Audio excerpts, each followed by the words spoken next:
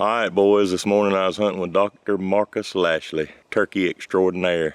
I don't know about that. Yes, Lord, the man that does all the work to keep us in birds. Well, something happened this morning.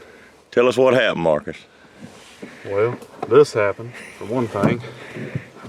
We get here this morning and I didn't realize it, but I was put right in the honey hole, right in the middle of them. The one guy has been scouting the birds a lot, and we had a group of birds. He had sent me a video the day before. Got one tied out for you. He actually ended up filming the hunt with me. Uh-huh. Oh, that's cool. And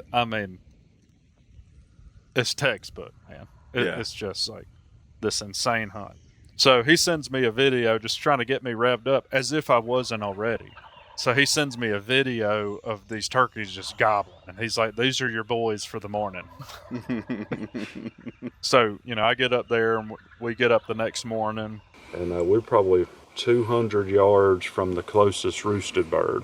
We're set up, got everything in good shape. And the turkeys wake up and they know, they've read the script, they know what to do. They start gobbling their face off. You can tell clearly there's several turkeys gobbling. I don't know how many we heard, but it was probably 60 or 70 gobbles, I bet, on the roost, and at least 4 or 5 birds that we could tell. And they gobbled and gobbled and gobbled. And then the hens wake up, and it was just like one of those mornings where everybody decided that we're going to be vocal today, so they're yelping and cutting, and they did fly down cackles, and everything we throw in there, they gobble at, and the hens answer us, it's just like this interaction. Well, right after everybody flies down, we go to silence. So he and I were talking to each other, and it's like, man, he's like, they must be over there breeding those hens. Like, they're all together. And he's like, let's just sit tight. He's like, I've watched them do this. Mm-hmm. They're going to be in our face. Like, we just need to, this is where they're going to go. So we're kind of set up where there's a big field. There's kind of a roost where I'm looking down the road. They've got to go through this pinch point because of a creek, and I'm pointing right up at the pinch point. We probably sat there 30 to 45 minutes. I don't know how long it was, but I'm sure it was not as long as I perceived because I forgot my shooting stick this morning.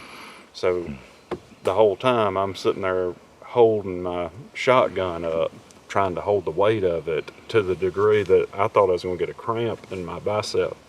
And then he was doing more of the calling. He did something, and a hen answered us, and then a gobble, and then they all started gobbling again. Mm-hmm. So then he's going back and forth. He's just matching the hens, which I do that all the time. I don't usually call much, but in this circumstance, when the hens are really vocal and they are responding, I try to match them. He and I had this discussion afterwards because he kind of felt the same way. But he was like, what would you have done? I was like, you did it exactly like I would have done it. Yeah.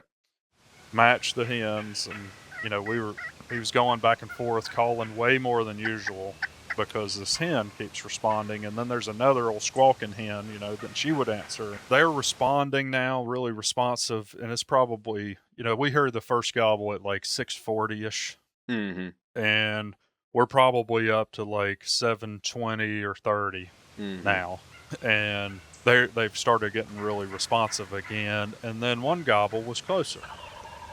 It's like, oh, that was closer. And I was like, yeah, that was definitely closer. So now we know we're in the game. And then several minutes later, the gobble was far. And then we're both like, dang, they wrapped back around. They're on the backside of that field. They're going the other way.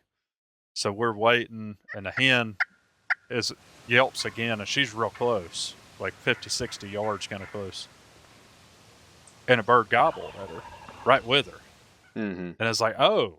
So the far away was another bird. That was one of the other birds. And he had seen the group of birds. We were pretty confident it was 4 birds. Yeah. Meanwhile, I don't have a tree, and I'm set on my frame, and my knee is not quite high enough for me to be aiming where I need to be. And like a dummy, I left the little shooting pole that I had. I deserve to sit here and have to just like struggle to hold this shotgun up. Like, I deserve it because I should have never forgot that. So I'm holding, like, I've got I don't know if you can see, but my knee up, and then I've got about this much of my arm up, and I'm holding the shotgun up, so it's uncomfortably high, but I'm not having to completely freehand. And he thought it was funny. He told me after the fact, he's like, I can't believe you sat on that shotgun that long. He's like, you just sat there ready to kill for like 45 minutes. So he didn't even flinch. Said a mosquito landed on your eyeball, and you didn't even move. Only if you want to win, buddy. Yeah. Only if you want to win. I told him, I said, there ain't no way that Joker was going to pop out and me not be ready. How bad do you want That wasn't happening. Wasn't going to happen. Because he gobbled close, and then I was like, he's coming.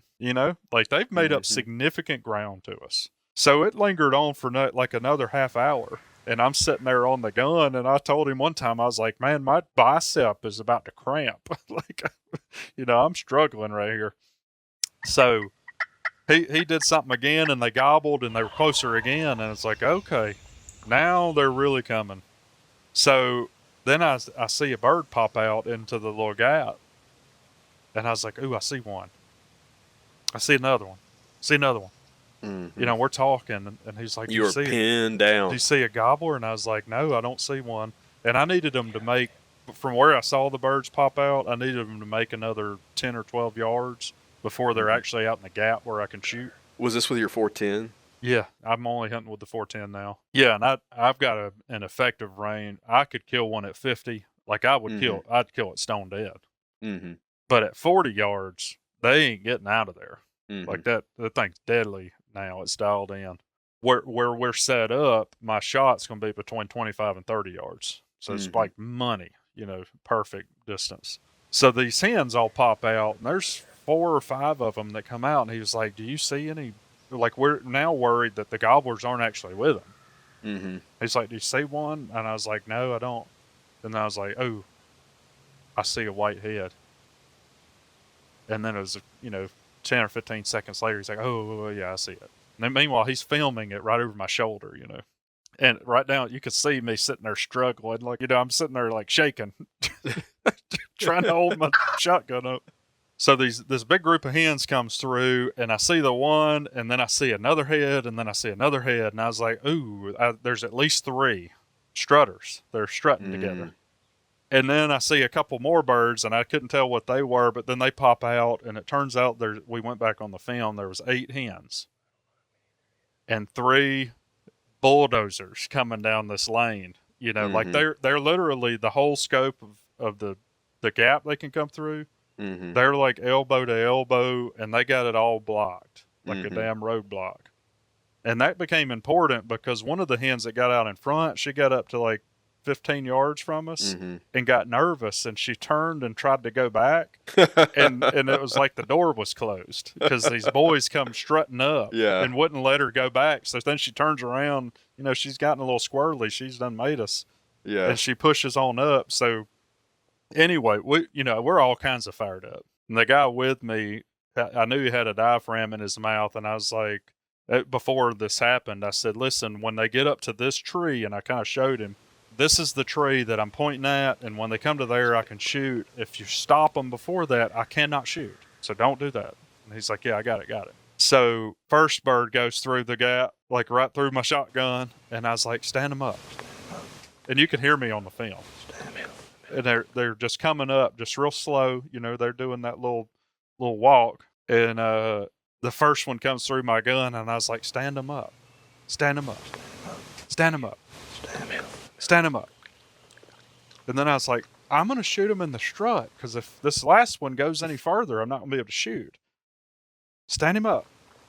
And then he finally goes, and the thing stood up. Pow! I rolled that son of a gun like a Cuban cigar. That son of a gun just folded up. He didn't even move. He didn't twitch. Yeah. You know how they'll just fold their wings up and lay there? Yeah. It was just like, boom, dead. Yeah.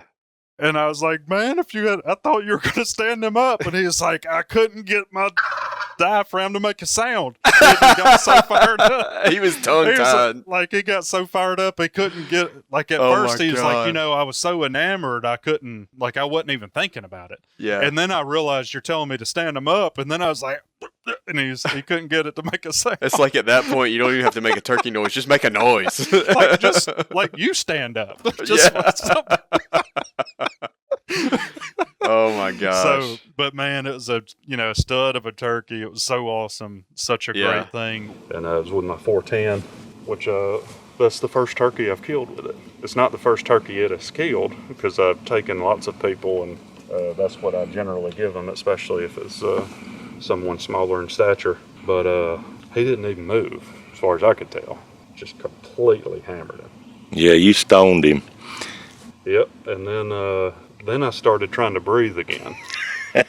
So I didn't realize it, but it had been about 12 minutes since I took my last breath. And that was partially because my heart was up in my throat. Whew.